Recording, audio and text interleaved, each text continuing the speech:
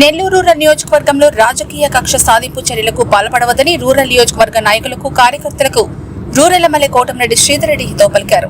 Nellore rural నియోజకవర్గ పరిధిలోని 19వ division Sriharinagar లో 10 లక్షల రూపాయల నిధులతో మంచినీటి పైప్లైన్ పనులకు నెల్లూరు రూరల్ ఎమ్మెల్యే కోటంరెడ్డి శ్రీధర్ రెడ్డి శంకుస్థాపన చేశారు. ఈ కార్యక్రమంలో టీడీపీ నాయకులు కోటంరెడ్డి గిరిధరెడ్డి, డాక్టర్ జెడ్ శివప్రసాద్, స్థానిక కార్పొరేటర్ మారంరెడ్డి జ్యోతిప్రియ మరియు 19వ division Telugu Desam party in charge Nugaraju Madan Kumar Reddy తదితరులు పాల్గొన్నారు.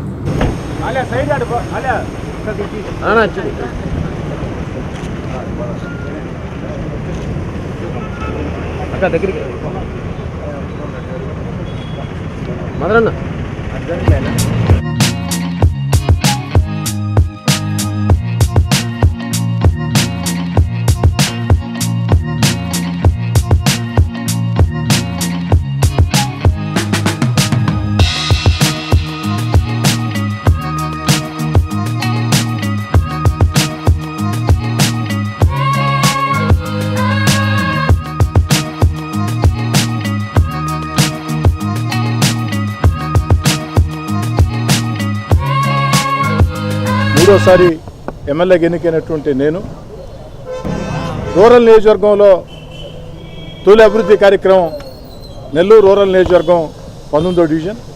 ఈ యొక్క డివిజన్ అనేక సంవత్సరాలుగా వ్యక్తిగతంగా అనేక మందితో పరిచయాలు ఉన్న డివిజన్. అంతేకాకుండా నాకెంతో ఇష్టమైన వ్యక్తి అన్ని రకాల కష్టాల్లో నా వెంట నడిచి కేసులకి, కొట్లాటలకి, జైళ్ళకి, చెరసాళ్ళకి భయపడకుండా నా వెంట నడిచినటువంటి తెలుగుదేశం పార్టీ నాయకులు నూకరాజు మదన్ కుమార్ రెడ్డి గారు ఈ డివిజన్ ఇన్ఛార్జ్. అదేవిధంగా మా ఇంటి ఆడబడుచు జ్యోతి ఈ డివిజన్ కార్పొరేటర్. ఈ యొక్క డివిజన్లో శ్రీహరిరెడ్డి నగర్లో 19వ డివిజన్ శ్రీహరిరెడ్డి నగర్లో 4 వీధులకి మంచినీటి పైప్లైన్. ఈ పైప్లైన్ని ప్రముఖ డాక్టర్, జిల్లా తెలుగుదేశం పార్టీ సీనియర్ నాయకులు డాక్టర్ జెడ్ శివప్రసాద్ గారు టెంకాయ కొట్టి ప్రారంభించారు. స్థానికంగా ఉన్నటువంటి పెద్దలందరూ కూడా పార్టీలకు అతీతంగా అందరూ ముందుకు వచ్చి పెద్ద ఎత్తున ఈ కార్యక్రమంలో పాల్గొన్నారు. ఈ యొక్క మూడోసారి ఎమ్మెల్యే గెలిచిన తర్వాత అనేక రకాల అభివృద్ధి కార్యక్రమాలకి శ్రీకారం చుడుతూ ఉన్నాం. కానీ దురదృష్టం ఏంటంటే గత 5 ఏళ్లుగా రాష్ట్ర ముఖ్యమంత్రి జగన్మోహన్ రెడ్డి గారు అస్తవ్యస్త, అరాచక, అనాలోచిత, అజ్ఞాన ఆలోచనలతో రాష్ట్ర ఖజానా పూర్తిగా దివాలా తీసిన పరిస్థితి. ఖజానాలో రూపాయి డబ్బులు లేని పరిస్థితి. అయినా ఖజానాలో రూపాయి డబ్బులు లేకున్నా జగన్మోహన్ రెడ్డి గారు ముఖ్యమంత్రిగా ఆర్థికంగా ఆంధ్రప్రదేశ్ని దివాలా తీయించిన తన అనుభవంతో చంద్రబాబు నాయుడు గారు అన్ని రకాల కూడా రాష్ట్రాన్ని గాడిలో పెట్టేదానికి ముందుకు పోతూ ఉన్నారు. ఎన్నికలు పూర్తయినాయి. నా దృష్టిలో రాజకీయాలనేవి, రాజకీయ పార్టీలు అనేవి ఎన్నికల వేళ మాత్రమే. ఎన్నికల వేళ ఎవరికి నచ్చిన పార్టీకి వారు ఓటు వేసుకోవచ్చు, ఎవరికి నచ్చిన వ్యక్తికి వారు ఓటు వేసుకోవచ్చు. ఎన్నికలు పూర్తయిన తర్వాత మాత్రం రాజకీయాలకు అతీతంగా ముందుకు సాగాల. అందుకే నేను పదే నా వెంట నడిచే నాయకుల కార్యకర్తలకు చెప్తూ ఉంటా, ఎక్కడా కూడా రాజకీయంగా మనకు వ్యతిరేకం చేశారని కక్ష సాధింపు చర్యలకు పాల్పడవద్దు. రాజకీయాల్లో కక్ష సాధింపు చర్యలు మంచిది కాదు. రాష్ట్ర ముఖ్యమంత్రి చంద్రబాబు నాయుడు గారైనా, ఉప ముఖ్యమంత్రి జనసేన అధినేత పవన్ కళ్యాణ్ గారైనా, యువ నాయకుడు నారా లోకేష్ గారైనా పదే చెప్పేది ఒక మాట, వైఎస్ఆర్ కాంగ్రెస్ పార్టీ నాయకులు వేధించారని, సాధించారని, అక్రమ కేసులు బనాయించారని, దాడులు చేశారని, మనం కూడా అధికారంలో ఉన్నామని అదే పని చేస్తే వాళ్ళకి మనకి ప్రజల దృష్టిలో తేడా లేకుండా పోతుంది. అందుకే ఎక్కడా కూడా తెలుగుదేశం, జనసేన, బీజేపీ కార్యకర్తలు వైఎస్ఆర్ కాంగ్రెస్ పార్టీ నాయకుల మీదో, కార్యకర్తల మీదో, లేదా ప్రత్యర్థి నాయకుల మీదో, పార్టీ యొక్క ప్రత్యర్థి పార్టీల కార్యకర్తల మీదో అక్రమ కేసులో, వేధింపు చర్యలో, కక్ష సాధింపులో చేయవద్దు. ఎవరైనా సరే చట్ట వ్యతిరేక పనులు చేస్తే అది చట్ట ప్రకారం ముందుకు సాగుతుంది.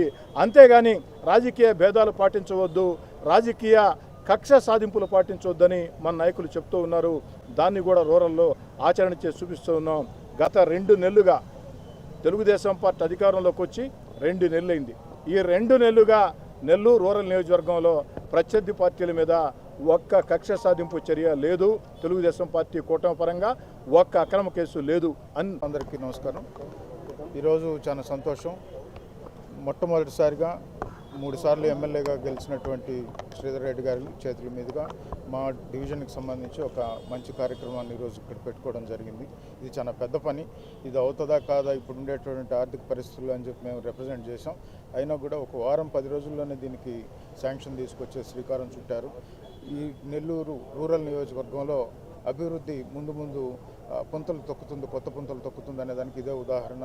పనిచేసేటువంటి ఎమ్మెల్యే, విజనరీ లీడర్ అయినటువంటి చంద్రబాబు నాయుడు గారు, అలాగే పవన్ కళ్యాణ్ గారి నేతృత్వంలో ఈరోజు తెలుగుదేశం పార్టీ ప్రభుత్వం ఉంది. ఈ 3 సార్లు గెలిచినప్పటికీ ఎమ్మెల్యే గారికి ఒక ప్రత్యేకత. ఈ 3వ సారి 2 సార్లు అరాచక ప్రభుత్వంలో ఉన్నారు ఆయన ఎమ్మెల్యేగా. ఈసారి అభివృద్ధి చేసేటటువంటి ప్రభుత్వంలో ఉన్నారు. ఇది డెఫినెట్గా ఇది ఒక మంచి సంకేతం. నెల్లూరు రూరల్ నియోజకవర్గానికి మంచి రోజులు రానున్నాయి. ఇదే అభివృద్ధి ఇలాగే కంటిన్యూ చేస్తూ పోతుంటే 3 సార్లు కాదు 30 సార్లు కూడా ఎమ్మెల్యే గారు శ్రీధర్ రెడ్డి గారు ఉండారనడంలో ఏమాత్రం సందేహం లేదు. మరెన్నో వీడియోల కోసం మా ఛానల్ ని సబ్స్క్రైబ్ చేసుకుని పక్కనే ఉన్న బెల్ ఐకాన్ ని క్లిక్ చేసి యాక్టివేట్ చేసుకోండి.